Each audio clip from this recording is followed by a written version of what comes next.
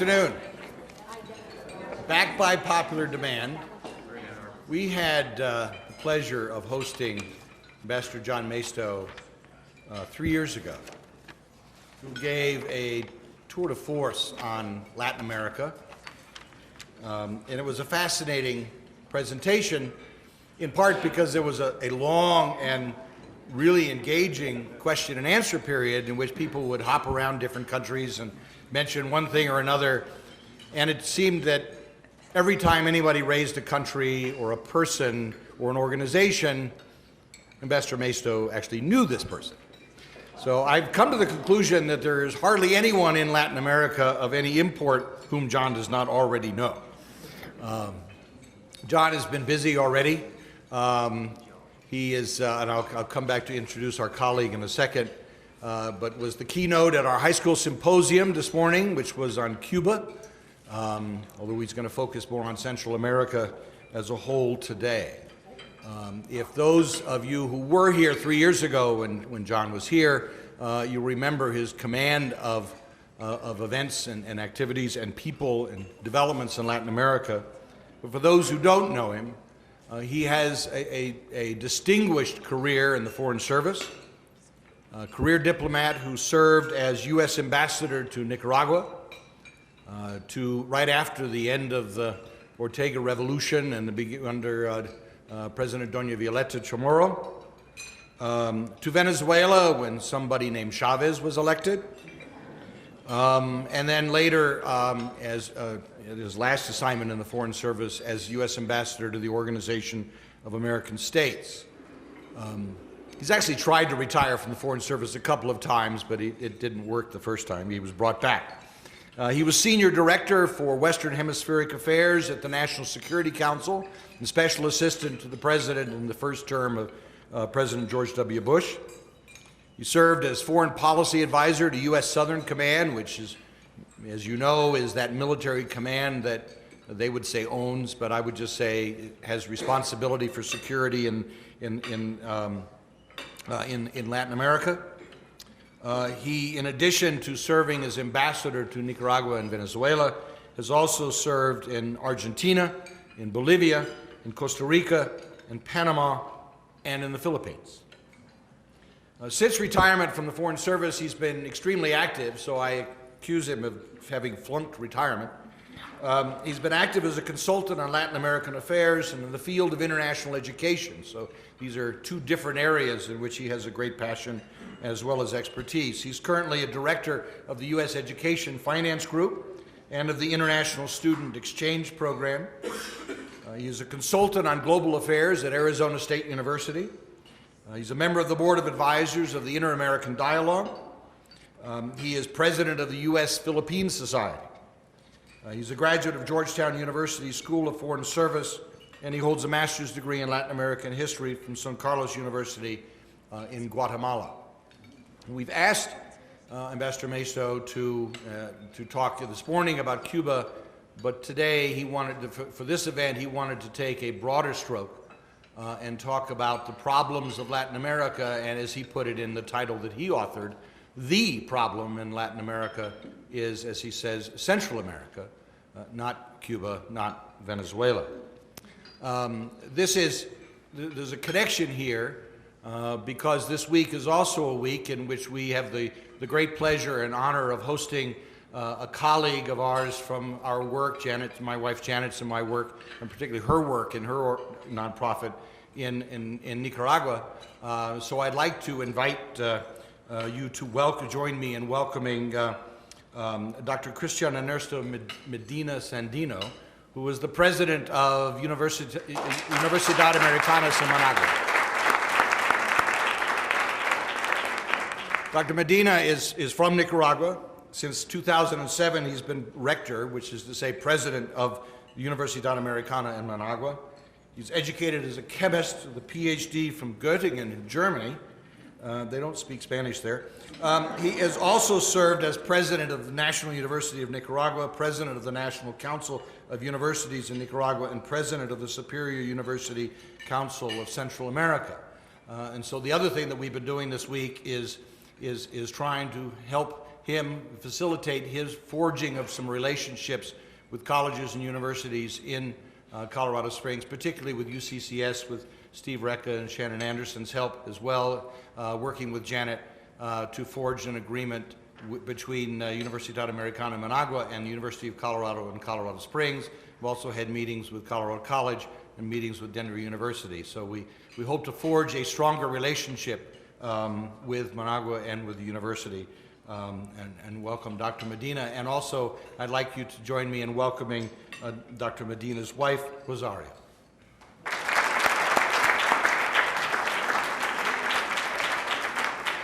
So this has been a great pleasure this week to focus our attention on a part of the world that we rarely think about, but in fact is very important to the United States. As Ambassador Maisto points out to us, not our backyard, but our neighborhood. And with that, Ambassador Maisto, the floor is yours.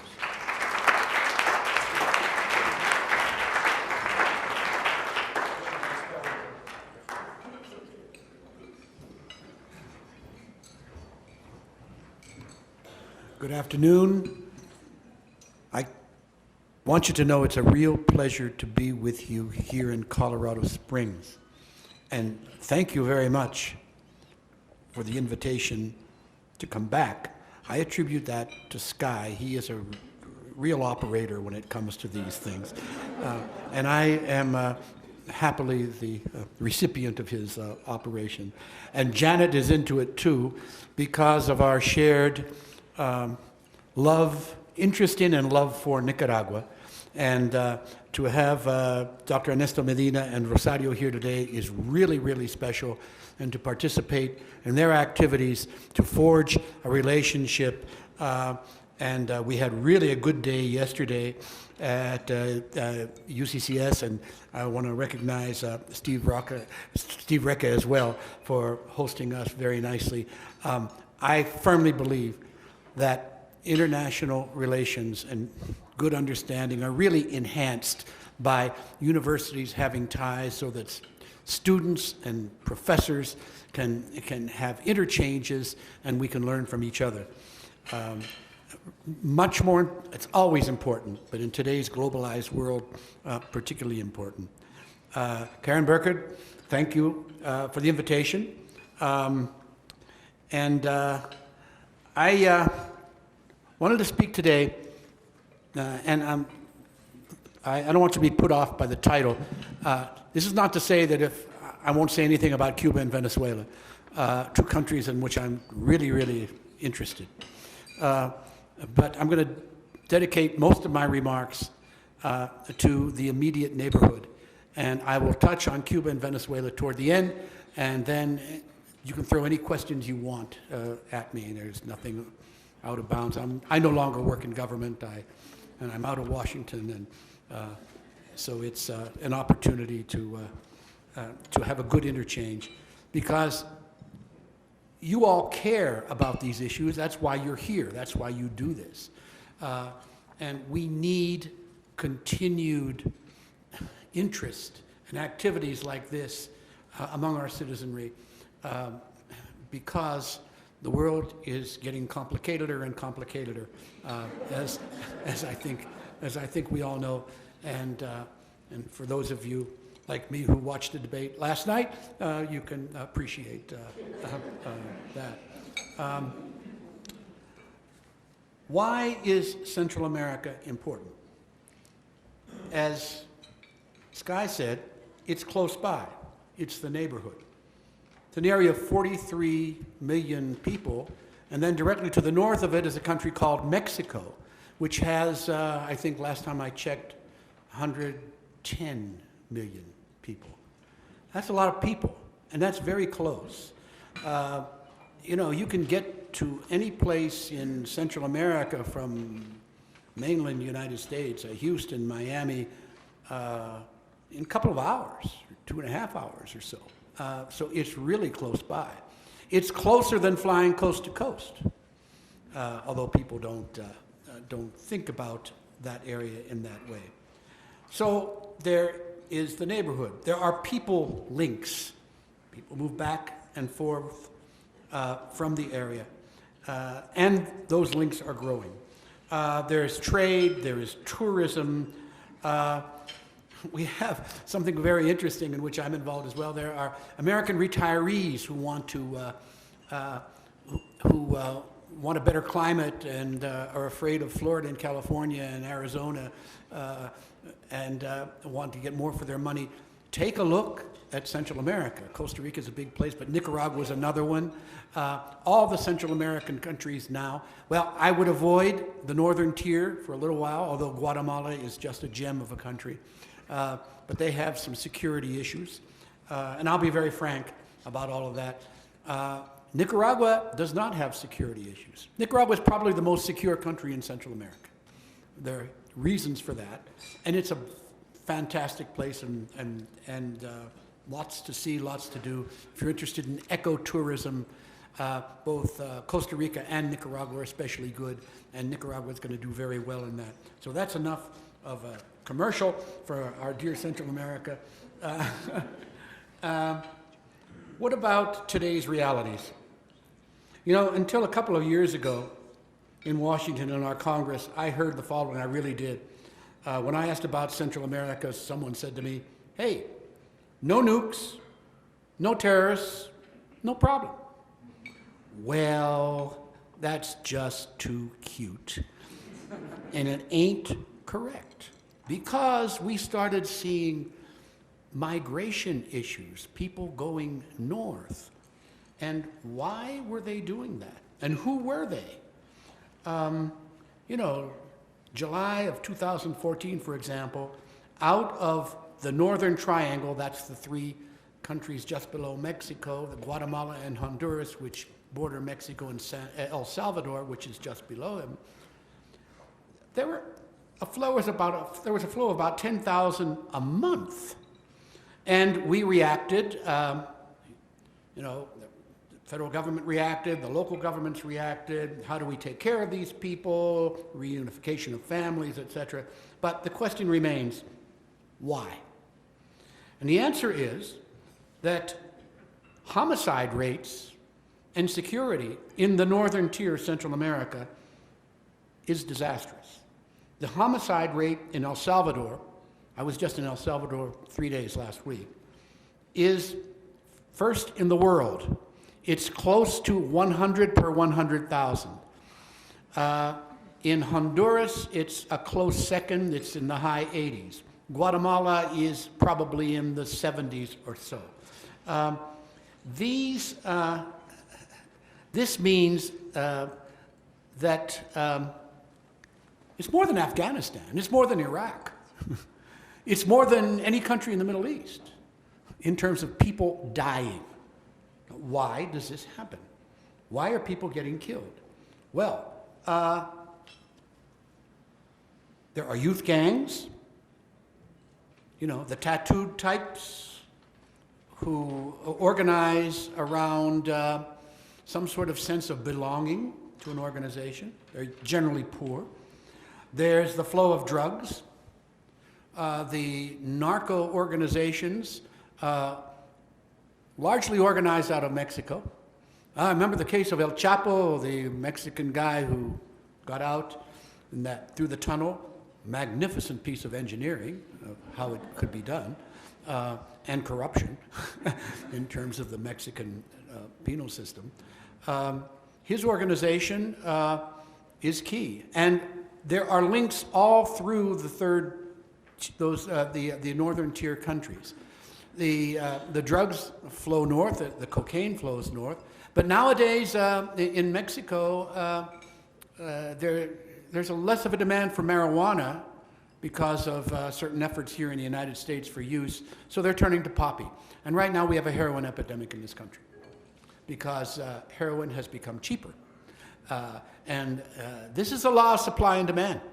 The demand is here in our country because, ladies and gentlemen, we are a society whose government and we ourselves avoid getting our arms around the drug issue really. It takes a monumental effort. It's a health problem. You all know the statistics of people involved in drugs in our prisons. It's an issue that's not going to go away by wishing it away. is going to be an issue that has to be dealt with, and it has its effect on the neighboring countries.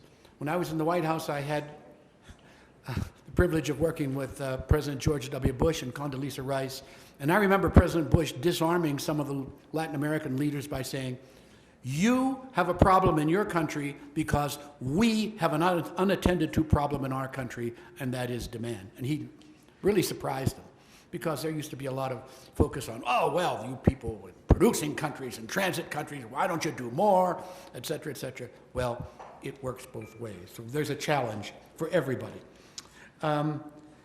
There is a lack of opportunity for young people in the northern tier countries. There's a statistic I saw in El Salvador. Right now, there are about 1,700 jobs for about 60,000 young people. I talked to the secretary, the Minister of Education. They produced this year 321 teachers that they needed to hire, and there were 21,000 applicants for those jobs. People can't get jobs, and there are another 40,000 or so without jobs. So we have all of these rather worrisome, very, very worrisome realities, and let me take this country by country. We have Guatemala, which is close to Mexico. It's the largest of the Central American countries. They had a violent armed conflict there involving guerrillas in the 1960s. They had military governments that came to the fore. You remember Guatemala? It's the country that President just got kicked out of last week. Why? Because civil society in Guatemala got tired of the corruption and the impunity. Because drug money and other money buys off officials, local officials, police, military, and then there's the old-fashioned, it has to do with customs and just buying political influence. This is a breakthrough. It's a positive, because civil society said enough, and they made the system work. That's something to keep your eye on. And of course, Guatemala has an indigenous population that makes dealing with these, with the basic issues of development and fighting crime all the more difficult. Why was Guatemala successful in doing this effort with civilian population? There was an international organization financed by the United Nations that came in and had access to all the records.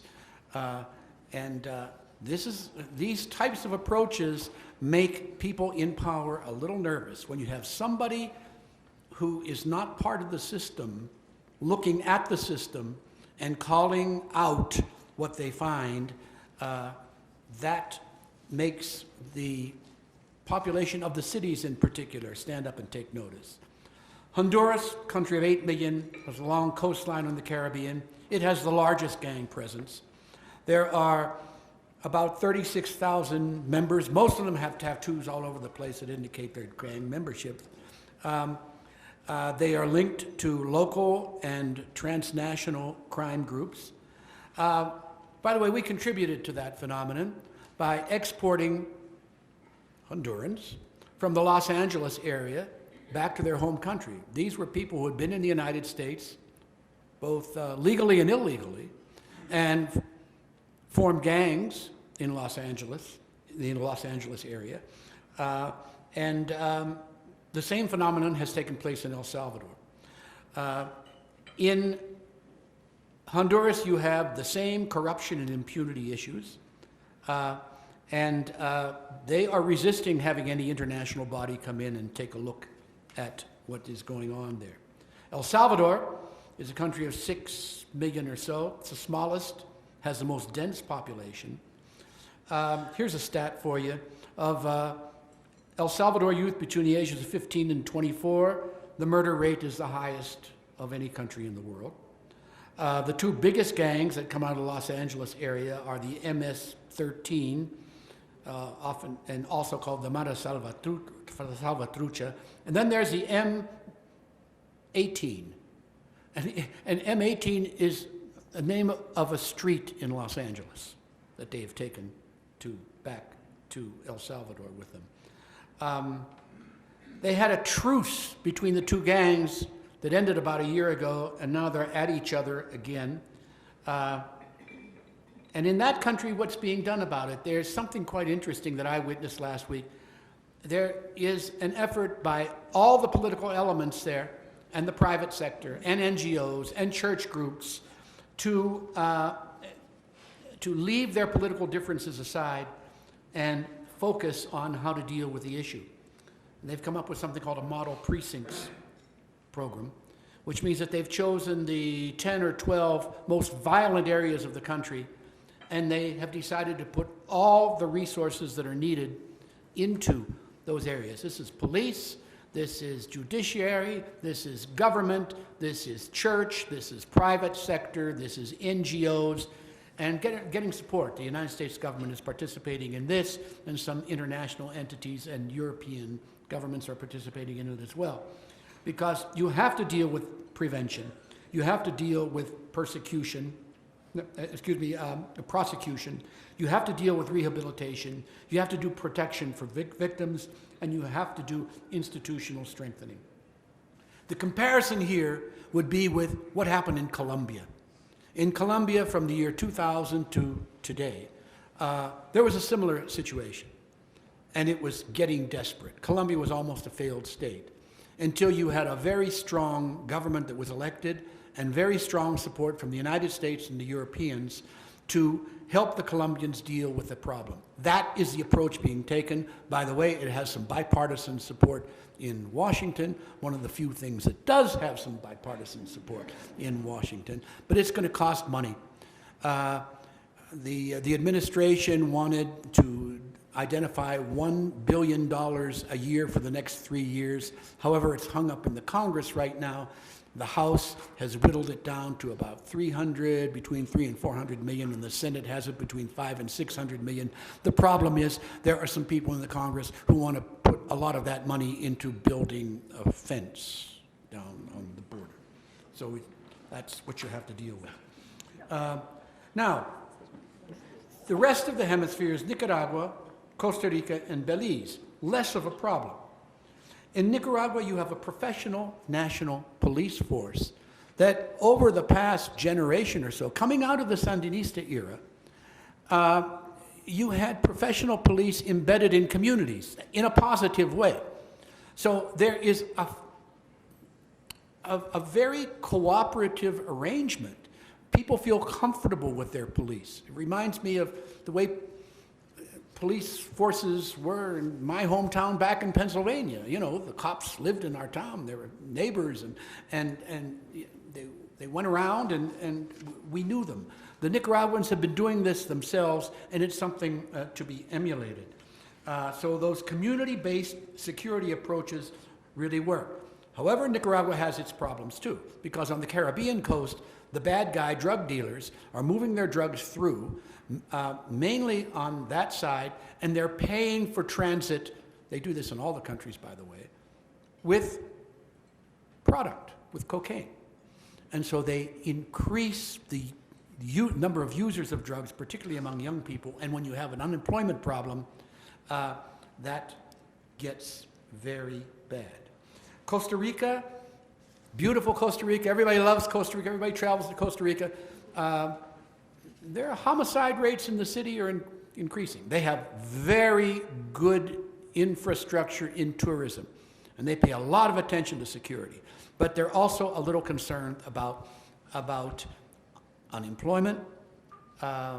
It's not at the level, the level of employment is not what they want, but they're fighting very hard. It's a good country, it's a democratic country, and they'll get it resolved. Belize is right next to Honduras and Mexico, and has some of those same problems on the mainland, and the outer islands. There are tourist paradises, and they're in very good shape.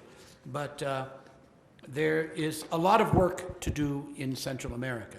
I would submit that the number one issue for the United States in terms of our own security, which means security in terms of fighting lawlessness, making sure that the neighborhood is safe and prospering, is Central America. Mexico, to my mind, is a parallel interest. It is in the interest of the United States that Mexico thrive as a functioning democracy and as an economy that is doing well. The upper third of Mexico is pretty much incorporated into the economic system of the United States. And that is positive. That's why you have to be very careful with regard to what you do in the border, because you have to allow for the flow of commerce at the same time that you have to control the movement of people. That's going to be, it's a problem for this administration, it's going to be a problem for the next administration, but it has to be done and it can be done.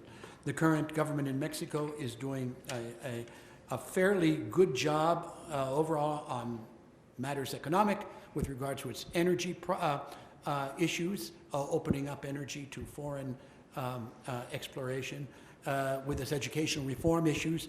However, Mexico gets 40% of its budget from energy, and the price of energy, barrel of oil, has gone down. So what it calculated a year ago it was going to get from energy, it's not going to get as much. So that's going to be a problem. What to do about all of these issues? I'll dispatch Mexico first. We are working very cooperatively with Mexico. The relations between the United States and Mexico, starting in the Bush administration, continuing to the Obama administration, have never been better. There is a lot of understanding, and this is another Mexican government under a different political party. Kind of below the radar, don't get a lot of publicity, and it's better that that be so, but there is a lot of professional interchange.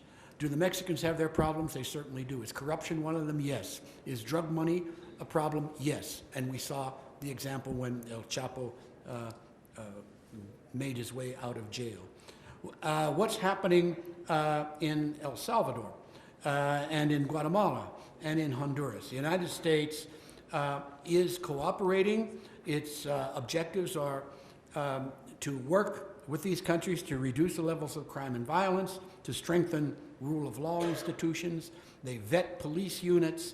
There is, to give you an example, one of the ways the drug people work is a judge will receive a note delivered anonymously saying, we noticed that your children go to such and such a school and depart from home at such and such an hour and return at such and such an hour. Unsigned. What message is that? The message is, Mr. Judge, you deal with cases involving you know what, and you'd better watch yourself. That is a huge issue. So what do? You keep working at it. You keep trying to strengthen institutions. You do the model police precinct business. And another thing you do, and it's a very interesting program that just began about a year ago. It's something called Gang Resistance Education and Training. And what they're doing is trying to entice people out of gangs, getting them out of prisons, and trying to give them opportunities for education and creating job opportunities. And the private sector is involved in that. That's going to take a while, but it's being worked upon. So all of these things are going on. Not a lot of publicity. I can walk you through all sorts of programs that have been existing. And the important thing is bipartisan support in Washington. In my view, not enough money, but that is being worked upon. But this is not something that's resolved from one fiscal year to the next. It is something that we have to stick with for years to come. And we're not talking about a lot of money. The amount of money that was spent in Colombia from 2000 to 2014 was about $8 to $9 billion. We're spending, I think, triple that amount today in Afghanistan, for example, in Iraq. So let's think about what's in close and think about our priorities. Now, the issue of corruption is, because of the Guatemalan events, is something that is being paid much more attention to in the Northern Triangle. And it's an issue that really hits home, because not only do you have the drug corruption, as I indicated, but you have traditional corruption. And my understanding is that when the Congress comes up with the money that has to be dedicated to these efforts, what we are going to demand from the countries is, you have to do credible things with regard to investigating corruption. Take a look at what the Guatemalans have done. This makes people in Honduras a little nervous. The people in El Salvador have said, no, we don't want to do that, we don't need to do it. Truth is, in El Salvador, corruption may not be the #1 issue. Gang violence is the #1 issue, but it's still an issue. By the way, corruption is an issue in all the Central American countries, and it's an issue all through the hemisphere. The biggest issue, however, for all the countries in the hemisphere is security, personal security, community security, because of lawlessness. At the same time, all of these governments, take Central America, they're all elected democratic governments. They have regular elections. They have political parties. They have functioning institutions. They have separation of powers. In some countries, a very forward-leaning government will exert pressures, to be sure, on the branches.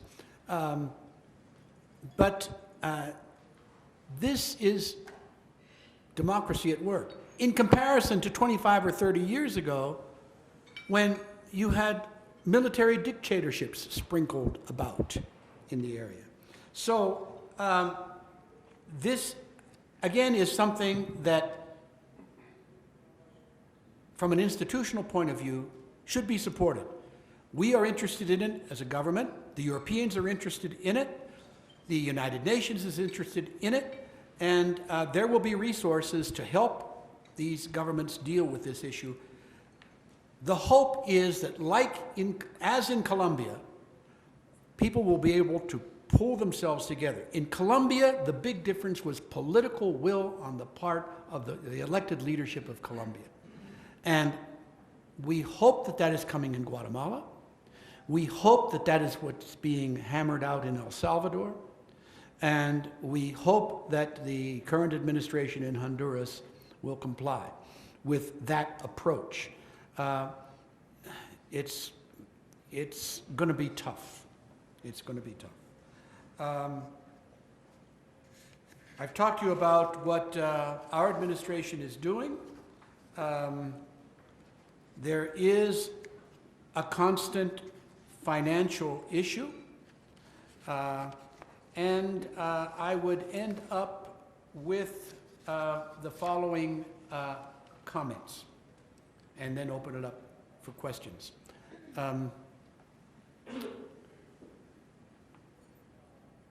These issues will present themselves in the American political campaign. We've already seen it. We need to have very solid, well-thought-out approaches, and not,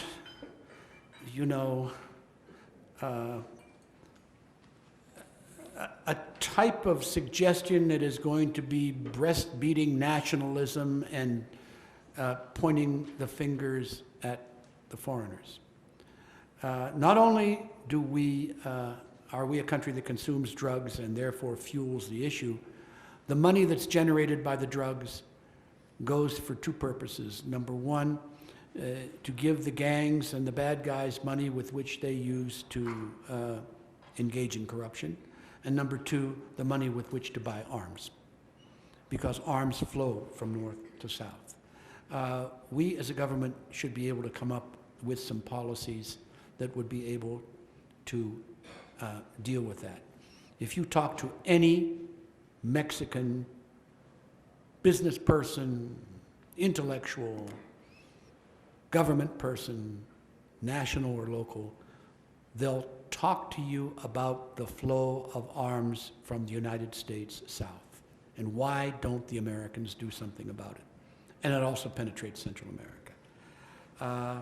But two, we have strategies. This requires stick-withedness and something that I like to call strategic patience. Work your way through it. Things are not going to change from night to day. That's my basic story about Central America and the immediate region. Let me say a couple of things about Venezuela and Cuba, because everybody asks about them. Venezuela is going through a very tragic time. This is the nightmare of a government that's elected democratically and then uses its power institution by institution to undermine and to assume control, to the extent that you have legislative elections coming up in Venezuela in December, and 11 prominent opposition leaders have been put in jail.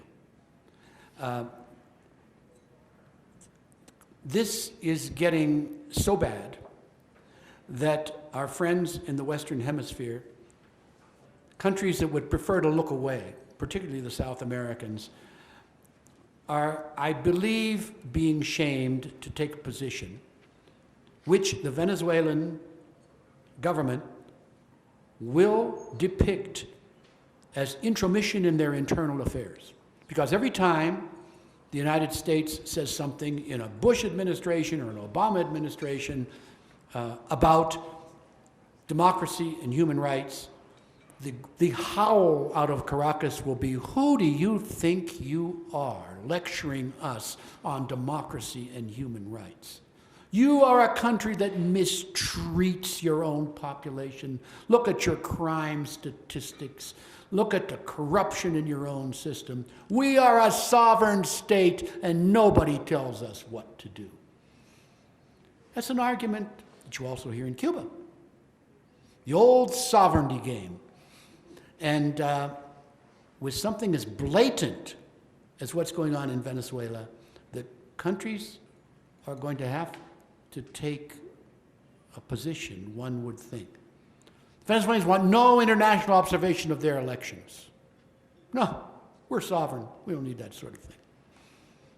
Then they'll turn around and invite some foreign groups that are extreme left that will come in the day before the election and observe the election, in quotes, and then say, oh, this was a wonderful election. But they're a little concerned about the opposition, which is uniting itself behind lists of candidates, one per seat. In the last election, the opposition almost won the presidency. So watch Venezuela. And by the way, in spite of all the anti-imperialist rhetoric, they haven't stopped selling 1 barrel of oil to the United States. So follow the money there. Cuba, new opportunities. It's exciting, but Cuba continues to be an authoritarian regime. And we've broken through the diplomatic relations part, and now the really difficult part begins. Because the Cubans have their list of priorities, and we have our list of priorities as we attempt to hammer out normal relationships. The Cubans want an end to the embargo. Well, there are people in the United States that want that too. However, the Congress has to do that. The chief executive can't do it because the Congress took that away from the chief executive by the Helms-Burton Act of 1995, 1996. So Congress has to take a position. And in today's political climate, you're not going to see that taken up by the Congress. That was number one on the list. They also wanted an end to Cuba being on the terrorist list. We did that. They wanted the opportunity for the Cuban government to have normal banking relations in the United States. That has been taken care of with the elimination of the terrorist list. They would like to, they want Guantanamo back. And you know, Guantanamo is a lease forever. And we don't really need Guantanamo. Our Navy doesn't need Guantanamo anymore, but politically that would be difficult to do. Something interesting could be worked out with Guantanamo. There was some talk about having Guantanamo turned into a place where migrants would be received and health work would be done. It would be managed internationally. That would be interesting, but it's not going to happen soon. What do we want? We want American lawbreakers who took refuge in Cuba back. We want, and we have achieved, to having our diplomats to be able to go around Cuba anywhere they want. This bothers the Cubans very much because they like control. We want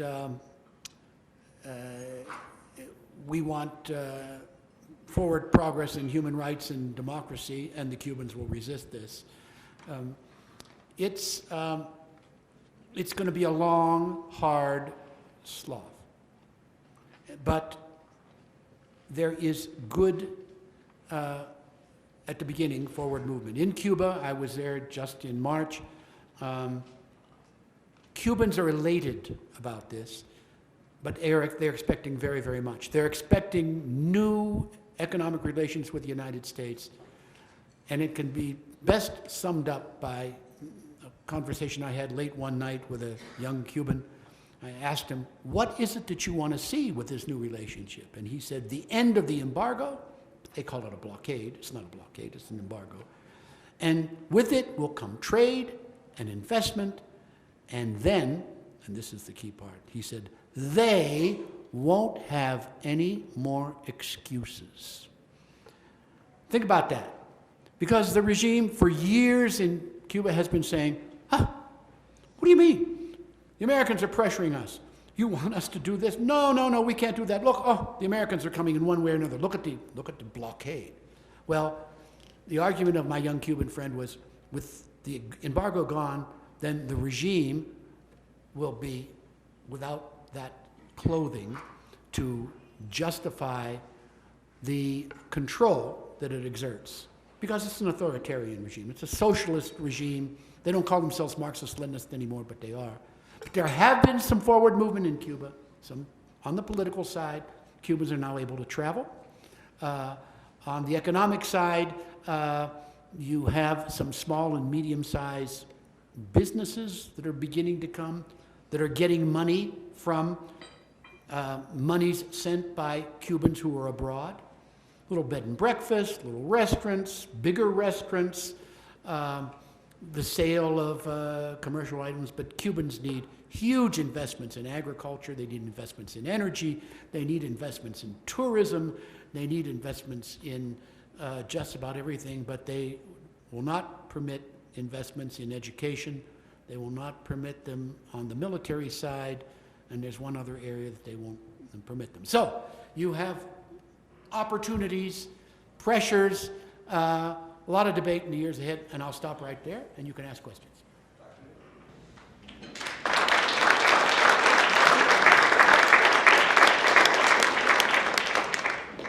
I have two questions.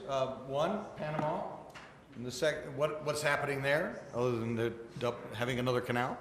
And the second question is the U.S. government's view of the role of NGOs doing work throughout the region. Let me take the second one first. NGOs from our country, and from other countries as well, are doing tremendously important work throughout the region. Why? Because diplomacy is much more than government-to-government relationships. It involves relationship of people to people, and NGOs do a big part of that. Writ large, we have NGOs such as Janet Forrester's NGO that has been working for years in Nicaragua, which is an example of how they can be creative and how that NGO works with the university whose rector is standing here today. That just shows the type of activity that can be done. They're religious ones, they are university organized, they are just people who want to do something, they are all sorts. And you ask any American diplomat in that part of the world or any part of the world, and they'll tell you how important NGOs are. They complement, they do things that governments can't do. So if you have the opportunity to support NGOs doing work anywhere in the world, please do it, because you are representing the best of what our country has to offer. Secondly, Panama. Panama is a huge success story. Another country that's very dear to me. I was present in 1989 when things changed in Panama, the elections that were stolen by the dictator, and then I wasn't there precisely for the invasion, but I was working in Washington on it. Panama came out of that with an elected government in place and has been going gangbusters ever since. They are fancying themselves as becoming the Singapore of the hemisphere. And they just may. They're a banking center, they have a dollar economy, they're very entrepreneurial people, they're big deal makers. I used to joke I used to say only in half in jest, the flag should have emblazoned on it, let's make a deal. Because Panamanians are, and they've been doing it their entire history, if you just look at the geography of crossing and insurance and transportation and banking and et cetera. The canal expansion is doing very well. It's going to do its job. Remember all the hullabaloo about giving them the Panama Canal back to the Panamanians? Oh, they can't. They have been doing a magnificent job running that canal. So that's an old issue that nobody even thinks about these days, and it's maintained its place. So they're doing good tourism. They're doing medical tourism in Panama. You know, Johns Hopkins has a hospital in Panama, and Americans go there to get good hospital work done, and they take a vacation at the same time. I'm not talking about plastic surgery. I'm talking about, although they do that too. I'm talking about really important stuff. So keep your eye on Panama. Question? Yes. I'm sorry, can you hear? My question's for you as well. If your objective is to help corruption in the Latin American countries, do you elaborate more on an action plan, or in addition to just funneling more money into what we're doing in Latin America? That may be the $100 zillion question of the year, and that is, given the importance of corruption as an obstacle to development, what concrete things, other than throwing money at it, which may be counterproductive, what concrete things can one do to address corruption? That is the zillion-dollar question. What do you do practically?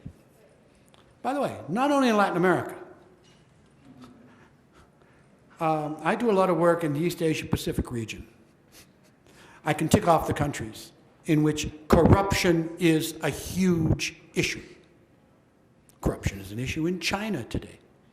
Corruption has been an issue in Japan. And corruption, should we talk about Russia? Should we talk about Europe? Come on, ladies and gentlemen. So what do you do? What do you do in some small countries that are poor, underdeveloped, have a youth population that is becoming discouraged, have a judicial system that is not functioning well? How do you get at it? You know, the Guatemalans have shown the way. And it's been just amazing to those of us who follow this. And it's an interesting formula. It was such a problem that the Guatemalan government, about 7 years ago, a different government that's in right now, agreed to permit an international body to come in and look at everything that's going on in the system, work with their justice system, not work with it, but be able to get information from the justice system, permitted them to do wiretaps, permitted them to collect evidence, permitted them to question whomever they chose. And they did this diligently. Diligently. And then they put it all together and they revealed it publicly. And that's what incentivized people in Guatemala saying, look, this is what's really going on.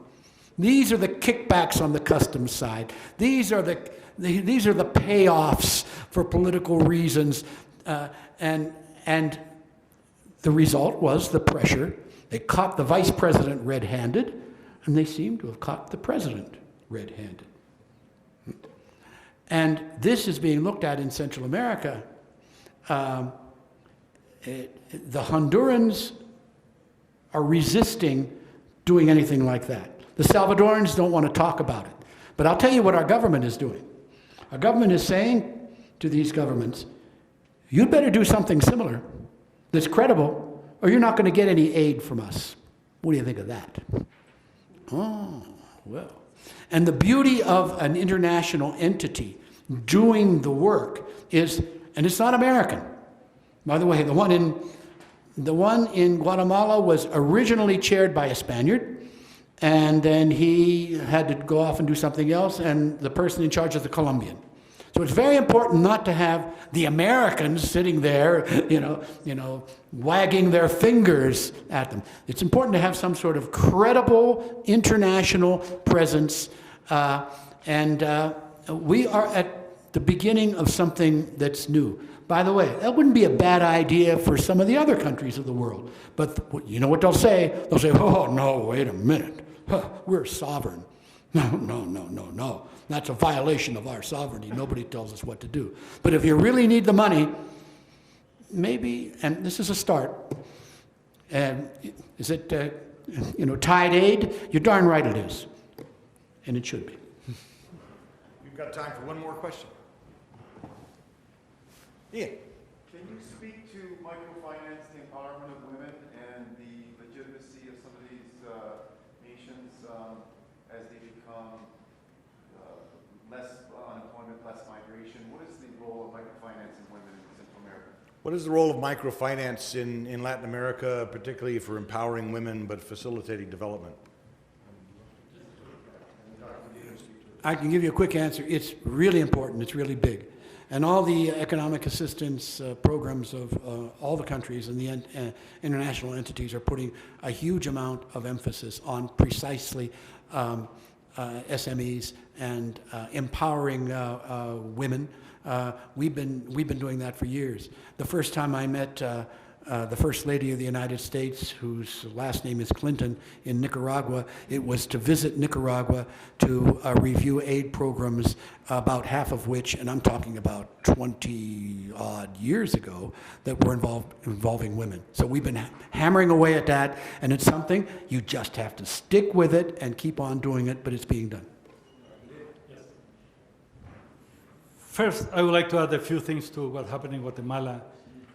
And the reason why it ended up the way it did. The real reason why people exploded was that the commission that John Maisto mentioned was put together by the United Nations in agreement with the Guatemala government, found out that around $350 million were being taken out of the government hands because of the corruption, just in relation to customs. At the same time, the public hospitals in Guatemala were not getting funding with the basics to function. So on the one hand, there were hospitals with nothing, and then the information that more than $300 million a year were taken out of the hands of the government. And that made people explode and demand an end to that. I wanted to say that because I think that people themselves have to solve the problem. And for that, I think they need information.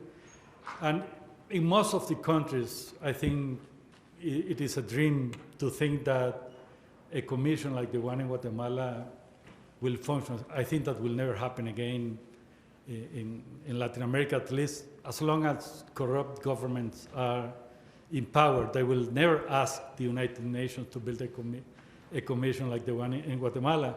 So I think the key, since information is basics for this, is to have a free press. So we need to keep a free press. And if you see what is happening in most of the countries in Latin America, with what we call populistic governments now, they are cutting the possibility of free press. I don't know how many journalists have been killed in the past 5 years in Mexico and Central America just because of giving information mostly about corruption in government. So, and we have to keep that. In Nicaragua, there are only few voices, few free newspapers and TV stations. Most of the TV stations are in the hand of the governments, of people close to the government. And I think one of the programs that the United States is supporting in Central America is to keep and help the free press to continue doing what they are doing. And I think that's important. And concerning micro financing and women, I think that is basic. And of the programs I mentioned that the present government is promoting are those that I like very much and are related with the empowerment of women. One is small loans for women, and the other is what they call Hambre Cero, which is to give families living in the countryside mainly some basic things like chickens and a cow and seeds, and those are given to the women, not to the man, to the women. And also related to that is to give them the property of their land, because most of the campesinos in Nicaragua don't have a title, legal title on the land. And the government is changing that, but it's given the property to the women, not to the man. And I think that it's slowly changing the relations of power in the community, and I think that's a good start. Unfortunately, we run out of time, but please join me in, I have a presentation to give, but please join me in thanking Ambassador Maisto and Dr. Medina for their insights